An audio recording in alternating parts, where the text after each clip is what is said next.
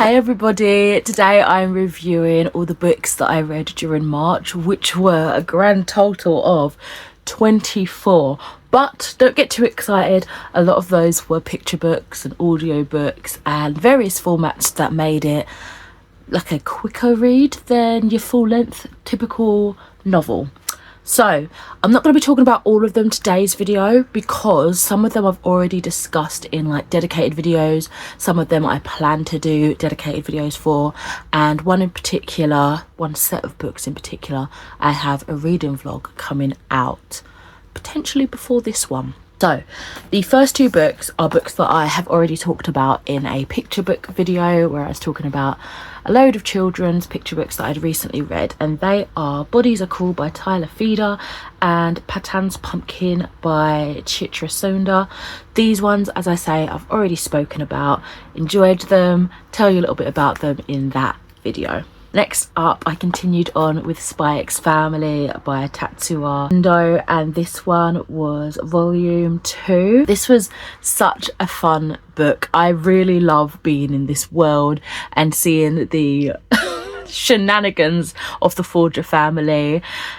It was fantastic. I loved kind of seeing what they got up to in their day-to-day, and just that that tension where they're obviously trying not to tell each other their real identities and their true like vocations and things like that, but they're working around it, and sometimes it doesn't work out for the best. Other times it's like, how are you getting away with this for so long? It's such a fun series. I've been watching the anime alongside it as well. I'm now ahead in the anime more so than the manga. I'm probably just going to continue with the anime now and eventually pick up the manga potentially to continue on. But yeah, it is such a fun time. I do have another volume to talk about, which I might as well talk about now. Volume 3. I loved seeing more of Anya, if I remember correctly. It was kind of more like her story in this one, and I think we had some more input with Yor as well. It was just great. I love this story, I love this world, I love the secrets that are bubbling under the surface and the very snooty children that are in the elite school called Eden College. It's just fantastic. Anya's faces and her personality, because she can read people's mind, is just so hilarious. Like, it's just, your face is obvious that you know what's going on more than you should, but it's literally like she's watching a show because she's just reading the thoughts that they're saying in their head, and her face is like mirroring that, like, oh my god, what? It's fantastic. If you haven't tried Spy X Family yourself, please give it a go. It is brilliant. I'm like recommending it to everyone. Next up, a book I'd been reading since December, which I finally finished. This is Krampus the Yule Lord by Brom. I ended up giving this a 3.5 out of 5 stars, and we are following Jesse, who is very down on his luck. He's separated from his wife and he's unable to see his daughter very regularly because of some difficulties that are going on between the wife's like new relationship. And one day he sees this strange fight with these horned people, and they look like they're chasing this guy that's dressed as Santa Claus. It looks bloody, it looks ferocious, it looks like a strange thing. And he sees Santa's sack fall and tumble to the ground. He picks it up and he thinks nothing of it really, but crazy things ensue. He gets like enlisted into helping Krampus become great and terrible again. And it wraps up into him getting justice and revenge for himself and his family, and as well as kind of rewriting Yule traditions as they used to be. So the whole concept is that Santa Claus has basically taken over the Yule pagan tradition, and sugar-coated it in gift giving and a jolly man in a suit coming down your chimney, and kind of like spitting on everything like nature spirit and giving back to Mother Earth, and kind of doing these rituals to bring in a flourishing spring and summer for like good harvesting and crops. And that's what Krampus is trying to get back. So it's like a switch on the good versus evil. I really enjoyed it. It was very slow going in some parts, I think as well because it just kind of came out of season for me, that probably made it a little bit more tricky to, I guess, like easily pick up and fall into it. But in saying that, the type of writing style it is very easy to read, very digestible. I was interested by the story. Some parts were, as I say, is a little bit dull. It maybe didn't have to be as long as it is. So some parts did fall a little bit dull for me, but overall I enjoyed the story. I liked seeing the character growth, particularly with Jesse and him kind of finding his feet in life and try and find like direction and actually like true purpose. And yeah, it took a lot of crap to happen in this story to him for him to kind of wake up a little bit and shake himself back into his system. But yeah, I really enjoyed it. I think I will definitely read more Brom. I feel like I've at least got another one of Brom's books on my shelves, but we also have some in the library as well. So yeah, I'm glad that I read this. I'm very much glad that I read this. Didn't realise it would take me as long as it did. Thought I would love it more than I did, but I think it was definitely a solid start to my Brom journey. Also, the art in here dotted in is fantastic. Brom is an artist, storyteller in basically any capacity, and yeah, I really enjoyed the little tidbits of artistry in here as well. There's a couple of books I completely forgot to mention. The Island by M.A. Bennett is one of them. I'd previously read Young Gothic by this author and have the sequel to that waiting to be read sitting on my table. But The Island is following Link, who's a bit of a misfit in his new school, although the school's not so new as we progress through the story. He moved to the UK from the US as a kid and he just didn't find his place. Everybody at this school is very sports related. It's kind of like if you're not the top of your sports class, you don't matter. And in fact, you're treated as like a slave, to be honest, and really looked down upon if you're like the slowest runner, the worst at this sport, the worst at that sport, and Link is all of those. So when they go on a sort of survival trip for the end of summer, which is the ultimatum his parents give him for him not having to go to school any longer, they end up plane wrecked, and the tables turn a little bit when they find out it's Link that's able to know how to survive and not the most popular sporty people that were the top of the roster back at school. This kind of power goes to Link's head and the story transpires from there. This was a kind of slow burn book, and by that I mean the story got far more interesting as the story developed. I liked the essence of Lord of the Flies and the literary Easter eggs that were dotted along the way. Some I'm sure went completely over my head, but I really enjoyed seeing that flip of hierarchy, how now everybody's flocking to Link because he has the power, right? And how that affected the dynamics of the group, the characters as individuals, and sort of the story as a whole, especially for what happens at the end. I thought it was a good read. I enjoyed it. It was one that I was kind of umming and erming about whether I would DNF it, but I mean I'm happy I stayed with it because I enjoyed it more than I was anticipating from just the beginning. And yeah, I gave it a 3 out of 5 stars. Another book I completely forgot about talking about was Ms. Marvel Volume 3, which was crushed, and it was set during Valentine's Day. I don't really have an awful lot to say about this one, but after finishing the story, I really liked the double meaning behind the title choice. I really was a bit disappointed though in the lack of the dog Lockjaw. I thought he was such a good little sidekick character, and honestly he made me more intrigued in the story and like seeing that development between the two of them. It made Ms. Marvel a stronger superhero, I feel. I did appreciate the short story at the end about S.H.I.E.L.D., which was quite interesting and how that all connected in with this Miss Marvel story. But yeah, it was a 3-star read for me. Just going to quickly skim through the titles of the other children's picture books that I will be doing another separate wrap up for at some point soon. Probably wait until I read a couple more just so it's a little bit more of a hefty one. But those are The Seed of Compassion by the Dalai Lama, My Friend Andy by Emma Chinnery, which got me right in the feels. Barb the Barbarian, which is it's kind of like a miniature graphic novel, or like a starter, a beginner graphic novel for younger readers.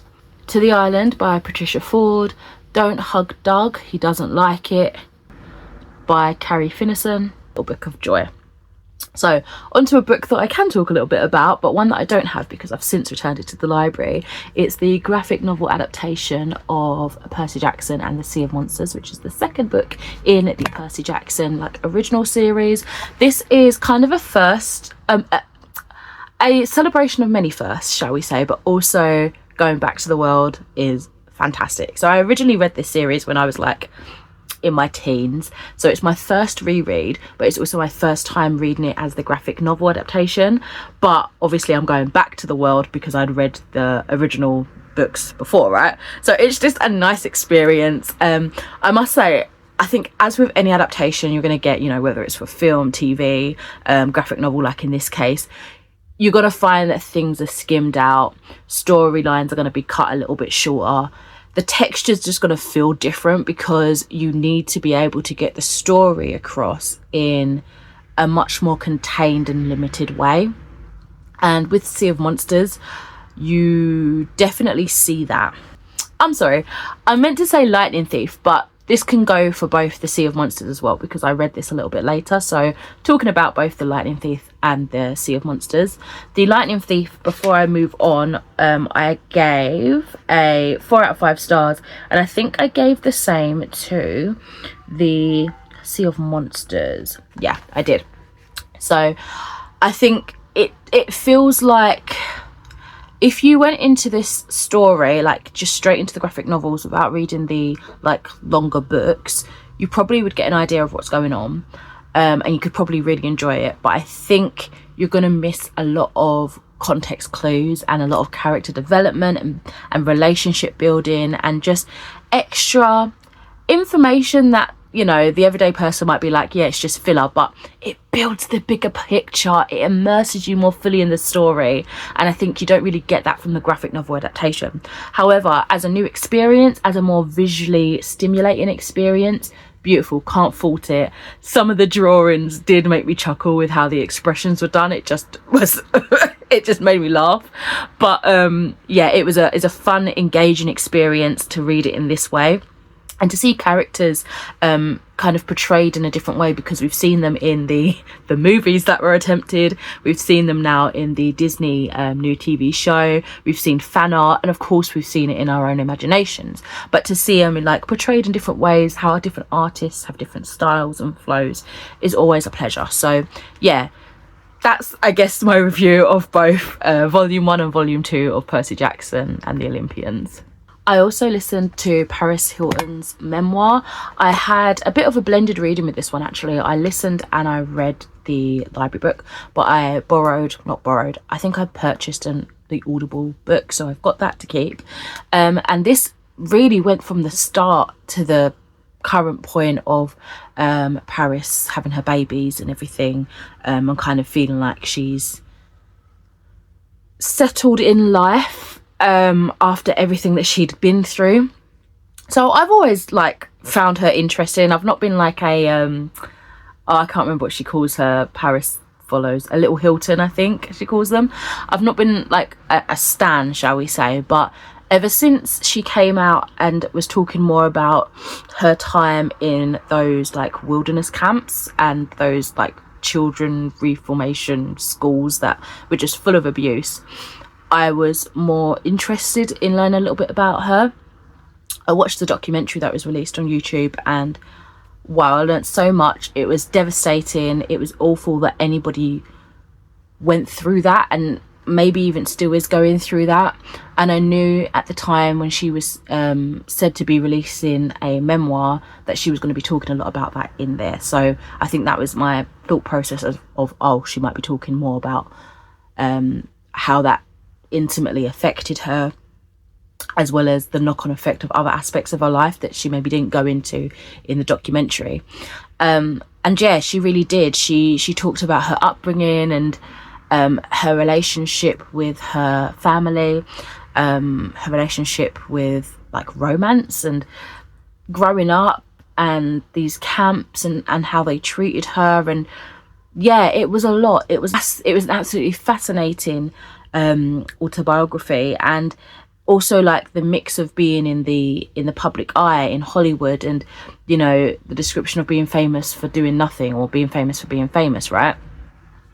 And just like the socialite life, there was so much discussion in there. Social media, like the rise in different social media platforms, and being the first to kind of push that off and being the name to sort of make it, I guess, and get the masses to join. It was just really interesting to hear about her life and perspective, and how she's grown and dealt with her own challenges, and how she's very aware that she's privileged in a lot of ways, but to kind of just learn about her in a more raw, genuine, I guess, point of view was really interesting. I enjoyed it. I thought it was a really well put together memoir. I liked it, which is really strange. You know, you feel like you're reviewing someone's life, but just the way it was put together, how her story was told, yeah, it was very engaging. Ended up giving it a 5 out of 5 stars. So finally read Read, Scream, Repeat edited by Jennifer Killick, which I have had on multiple TBRs since like October, I think. I ended up giving it a 3 out of 5 stars. It's a collection of 13 chilling kind of middle grade children's stories by various authors. There were some that stood out to me more than others, I would say, but it was kind of like a middle of the road collection of short stories. I liked it. I wouldn't necessarily write home about it, but I'm happy to have read it. I've found some authors that I can keep away in the back of my noggin and pull out when I'm like, oh, that's an author I recognise. I want to try them because I particularly liked their short story. So yeah, it's helped me keep my eyes out for other children's authors that may do spooky books, and especially working in a library, if there's children that have that interest and they don't know where to go, I feel like I can pull some information out of my brain and be like, this author writes that sort of stuff, you know? So it's helpful in that way. I'm always trying to improve my skill set for work. So I guess this was kind of for my enjoyment as well as for research purposes.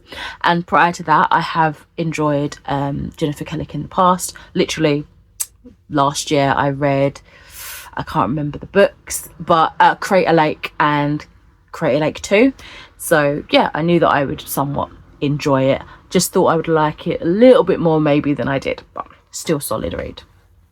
The next book is another graphic novel, and it is The Girl from the Sea by Molly Knox Ostertag, and this was absolutely beautiful. It was about our main character who is struggling with her identity. She thinks she might be gay, but she doesn't really know how to discover that properly within herself, as well as communicate that with her family and her friends. So she hides it away, she shuts it down.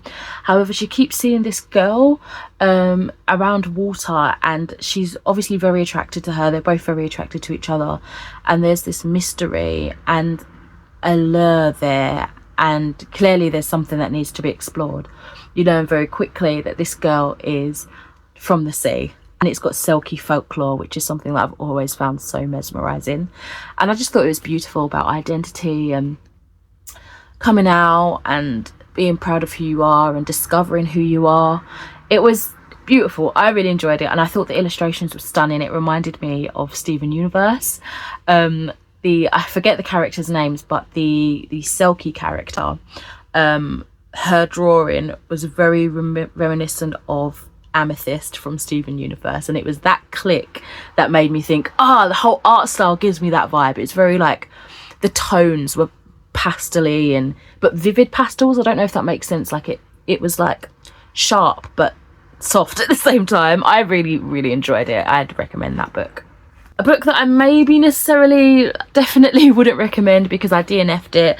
It is the Towers of Avalon series, book 1, book 2, book 3 by Daisy Bourne. I have returned this and brought it back, and returned it and brought it back.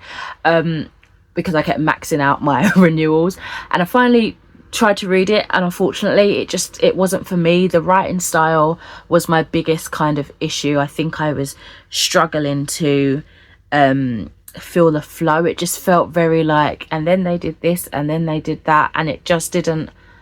It was marketed as YA, but it felt like younger, and if I'd have known that, maybe that wouldn't be an issue. But I think I expect different things, do you know what I mean? When you've got a different demographic and an age range, you kind of expect different writing styles, I suppose. I don't know, maybe that's something that I shouldn't expect. I don't know, maybe I should grow from that and adapt that. But yeah, the story didn't captivate me. It's supposed to be literally Tales of Avalon. So it's all inspired by King Arthur, and it's about what happened when he, the story says like supposedly died, but he went to Avalon, and it's kind of like the rebuilding of this magical kingdom. But yeah, it failed to grasp my interest, unfortunately. And I think around page 45 is probably where I decided to stop reading. Okay, and then as for the books that I will talk to you about in my vlog, these were all for the Trans Rights Readathon. So we have Melissa by Alex Gino, Page Boy by Elliot Page, another book for the picture books, Max and Chaffee, Welcome to Animal Island, which again I'll talk about in a separate picture book review. I Wish You All the Best by Mason Devar. Love that book. And lastly, Brainworms by Alison Rumfitt, which was psychological and body horror and gross, and I'm still thinking about it. Yeah, that was all the books I read in March. I think for favourites, I'd have to say The Girl from the Sea, Melissa, I Wish You All the Best, and also Brainworms, because I can't stop thinking about it. Also read 5 out of the 9 books I actually originally had in my TBR. And yeah, as I say in total, I read 24 books. So fabulous. I had a really happy reading month. I loved diversifying it, and yeah, I just had a great time. Different kind of formats, different genres, different types of authors, different types of stories. It was a very productive reader month for me. Anyway, I hope you had a great reader month as well. Drop down in the comments some of your favourite books that you read, some recommendations perhaps. As always, I would love to hear. And for now, I shall thank you once again for watching today's video, and I'll catch you in another video soon. Bye.